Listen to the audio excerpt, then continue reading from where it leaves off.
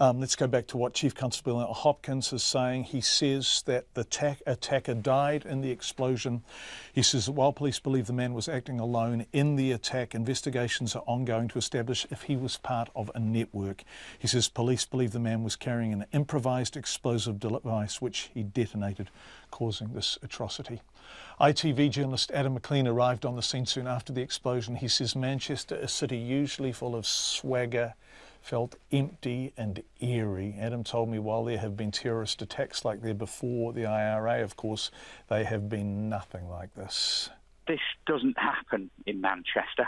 We see emergency services preparing for this kind of things. We've seen training exercises at local shopping centres for terror attacks and for responding to huge incidents.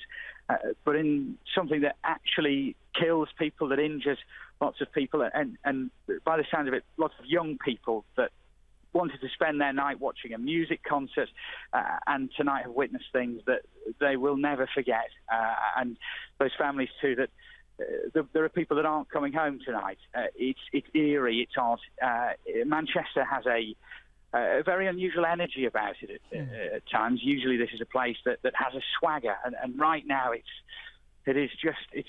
quite odd. I'm about 500 metres from the scene of the arena. We've been pushed further and further back over the course of the evening, and right now here at the outer cordon, it's very quiet. It is very quiet here now, and there were at first lots of people keen to know what was going on, and then when they heard exactly what had happened, they were incredibly shocked to learn that people had been killed in this attack and that many more had been wounded.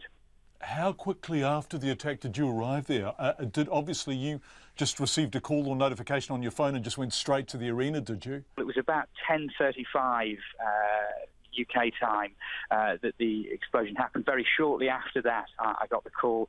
I live in Manchester city centre, so it was a quick run across the city. I was there maybe 15 minutes after that blast, and I witnessed that scene of panic of, I turned up and there were two things that made it quite clear that this was very different, that this was odd, that there was something very serious happening. And the first of which was a police officer outside the arena shouting for the walking wounded to identify themselves, to make themselves known to the emergency services. So that began to paint a picture of a very serious situation. And then very shortly after, armed police officers were running away from the arena and conducting a search and a sweep of the area.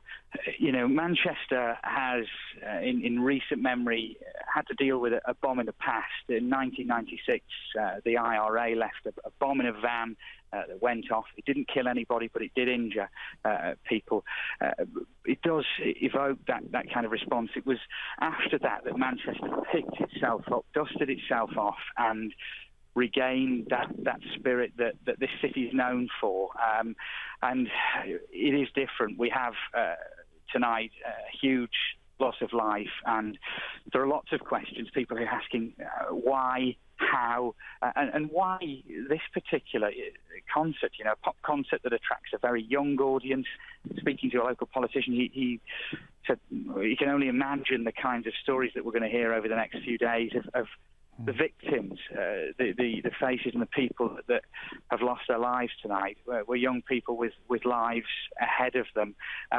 This city has picked itself up after acts of terror in the past. This isn't something, though, that Manchester is used to dealing with. It hasn't had that 7/7 style attack that affected London. This is the first time that I think this particular kind of incident has affected this part of the country, and I think this city is in shock.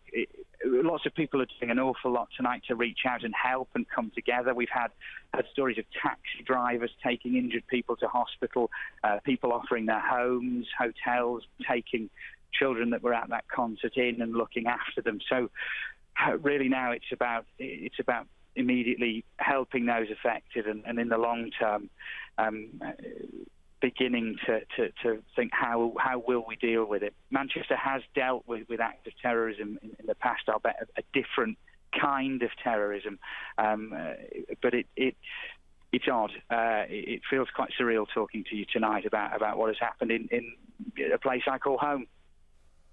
Adam McClean, who is an ITV reporter, just confirming the official death toll is now 22, including children.